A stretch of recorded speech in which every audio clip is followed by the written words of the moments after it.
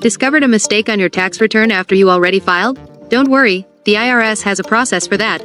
Today, we're amending a filed return using Form 1040X in TurboTax. Welcome back to Guide with Samuel. Let's break it down. You use Form 1040X to correct a return you've already filed. Common reasons include forgetting to report income, claiming a deduction you missed, or needing to add a dependent. Step 1. Wait for processing and gather documents. Do not file an amended return until after your original return has been fully processed and you've received your refund, if you were due one. Then, gather all your documents, including the original return and any new forms. Step 2.